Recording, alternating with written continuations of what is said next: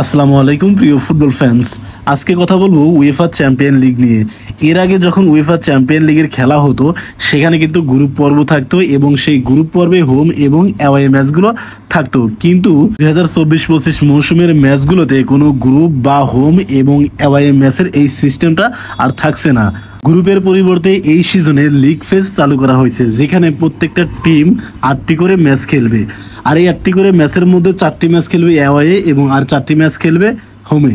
আগের যে সিস্টেম ছিল, মনে করেন বার্সেলোনা যদি মোনাকোর সাথে একটা ম্যাচ খেলে তার কিন্তু হোম এবং অ্যাওয়ে ম্যাচ ছিল, কিন্তু এই সিজনে এরকম সিস্টেম থাকছে না। যদি বার্সার সাথে মোনাকো হোম ম্যাচ খেলে পরবর্তীতে সে কিন্তু আর অ্যাওয়ে ম্যাচ খেলতে আসবে না। এইটা হচ্ছে এই বছরের রুল। এরকম ভাবেই 4টা টিমের সাথে হোম ম্যাচ খেলবে আর 4টা টিমের সাথে অ্যাওয়ে ম্যাচ খেলবে, কিন্তু একটা দলের বিপক্ষে যে হোম এবং অ্যাওয়ে এরকম সিস্টেম ছিল, যেটা এই সিজনে আর থাকছে না। গত সিজনগুলোতে দেখা গিয়েছে গ্রুপ চ্যাম্পিয়ন এবং গ্রুপ রানার আপ কিন্তু পরবর্তী রাউন্ডে নিশ্চিত করেছে এবং গ্রুপের তৃতীয় যে দলটা সেই দলটা কিন্তু ইউরোপা লিগ খেলেছে। এইসব নতুন সিস্টেমের কারণেই এই সিজন থেকে ইউরোপা লিগ এবং কনফারেন্স লিগ কিন্তু আর থাকছে না। নতুন নিয়মের চ্যাম্পিয়ন লিগে মোট 36টি টিম খেলবে, আর এই 36 টিমের মধ্যে প্রথম 8 দল রাউন্ড অফ 16 সরাসরি কোয়ালিফাই করবে। 9 থেকে 25 নম্বর দলের মধ্যে আবার প্লে অফ ম্যাচ অনুষ্ঠিত হবে। এদের মধ্যে থেকে যে 8টি দল জিতবে সেই 8 দলের সাথে 1 থেকে 8 পর্যন্ত যে দলগুলো ছিল সেই দলের সাথে রাউন্ড অফ 16 এর ম্যাচগুলো অনুষ্ঠিত হবে। মূলত এভাবেই কিন্তু 2024-25 মৌসুমের চ্যাম্পিয়ন লিগের নকআউট পর্বের যে ম্যাচগুলো এভাবেই শুরু হবে। এই সিজনের চ্যাম্পিয়ন লিগের লিগ ফেজে কে কার বিপক্ষে ম্যাচ খেলবে সেটা নিয়ে একটু কথা বলা যাক। প্রথমেই চলে আসি রিয়াল মাদ্রিদের কথায়। রিয়াল মাদ্রিদ তাদের হোম ম্যাচগুলো খেলবে ডর্টমুন্ড, এসি মিলান, সালজবার্গ এবং স্টুটগার্টের বিপক্ষে, অর্থাৎ এই 4টা টিমের সাথে রিয়াল মাদ্রিদ হোম ম্যাচ খেলবে। রিয়াল মাদ্রিদের অ্যাওয়ে ম্যাচগুলো রয়েছে লিভারপুল, আটালান্টা, লিলি এবং ব্রেস্টের সাথে। এবার কথা বলা যাক বার্সেলোনাকে নিয়ে। বার্সেলোনার হোম ম্যাচগুলো হবে বায়ার্ন, আটালান্টা, ইয়াং বয়েজ এবং ব্রেস্টের সাথে। এই 4টা টিমের সাথে বার্সেলোনা কিন্তু হোম ম্যাচ খেলবে। আর বার্সেলোনার অ্যাওয়ে ম্যাচগুলো হলো ডর্টমুন্ড, বেনফিকা, রেড স্টার এবং মোনাকোর সাথে। এদিকে বায়ার্ন মিউনিকের দিকে যদি তাকাই তাহলে দেখা যায় বায়ার্ন মিউনিক হোম ম্যাচগুলো খেলবে পিএসজি, বেনফিকা, ডায়নামো জাগ্রেব এবং স্লোভান ব্রাতিসলাভার সাথে।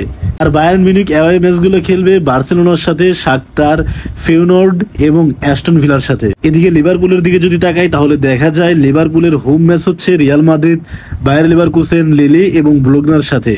অপরদিকে অ্যাওয়ে ম্যাচগুলো হচ্ছে লেপজিগ, মিলান, পিএসভি এবং জিরোনার সাথে। এদিকে ম্যানচেস্টার সিটির হোম ম্যাচগুলোর মধ্যে ইন্টার মিলানের সাথে এই ম্যাচটাই কঠিন হতে যাচ্ছে, কারণ 2023 সালে চ্যাম্পিয়ন লিগের ফাইনাল অনুষ্ঠিত হয়েছিল এই ম্যানচেস্টার সিটি এবং ইন্টার মিলানের সাথে। আর ম্যানচেস্টার সিটির অ্যাওয়ে ম্যাচগুলো হচ্ছে পিএসজি, জুভেন্টাস, স্পোর্টিং সিপি এবং স্লোভান ব্রাতিসলাভার সাথে।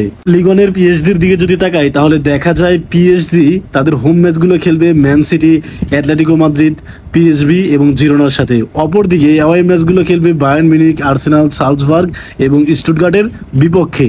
ইন্টার মিলানের দিকে যদি তাকাই তাহলে দেখা যায় ইন্টার মিলানের হোম ম্যাচগুলো হলো লেপজিগ, আর্সেনাল, রেড স্টার এবং মোনাকোর সাথে। আর অ্যাওয়ে ম্যাচগুলো হচ্ছে man city, Leverkusen, young boys এবং স্পার্টা প্রাগের সাথে। গত বছরের চ্যাম্পিয়ন লিগের রানার আপ বরুসিয়া ডর্টমুন্ডের হোম ম্যাচগুলো হচ্ছে বার্সেলোনা, শাখতার, সেল্টিক এবং স্ট্রাম গ্রাজ।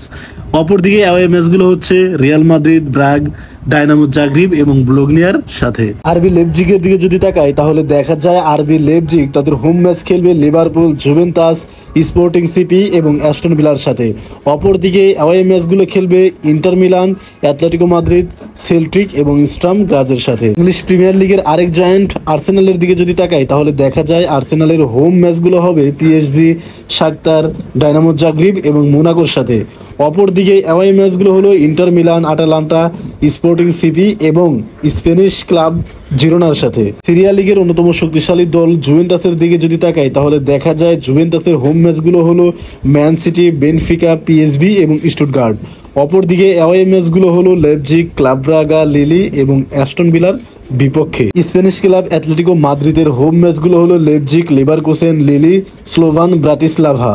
অপরদিকে অ্যাওয়ে ম্যাচগুলো হচ্ছে পিএসজি, বেনফিকা, সালজবার্গ এবং স্পার্টা প্রাগের বিপক্ষে। বর্তমান সময়ে জার্মান লিগের অন্যতম শক্তিশালী দল বায়ার লিভারকুসেন। সেই বায়ার লিভারকুসেন হোমে কাদের সাথে খেলবে সেটা নিয়ে কথা বলা যাক। বায়ার লিভারকুসেনের হোম ম্যাচগুলো হলো inter Milan, AC Milan, Salzburg এবং স্পার্টা প্রাগা।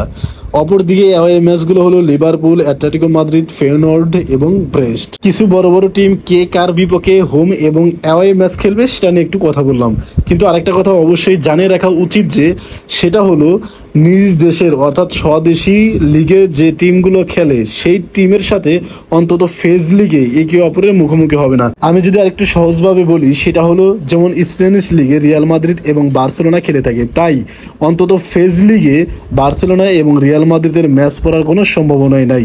এই নিয়মটা প্রত্যেকটা লিগের ক্ষেত্রেই। ফেজ লিগ শেষ হয়ে গেলে 36 টিমের মধ্যে প্রথম 8 দল সরাসরি রাউন্ড অফ 16 খেলবে, পরবর্তী 9 থেকে 25 নম্বর দলের মধ্য থেকে প্লে অফ খেলা হবে, সেখান থেকে যে 8 দল জয়ী হবে সেই 8 দল রাউন্ড অফ 16 খেলবে প্রথম 1 থেকে 8 দলের বিপক্ষে, তারপরে কোয়ার্টার ফাইনাল, সেমিফাইনাল এবং ফাইনাল অনুষ্ঠিত হবে। এই ছিল মোটামুটি নতুন সিজনে নতুন নিয়মের চ্যাম্পিয়ন লিগের কিছু রুলস। ধন্যবাদ।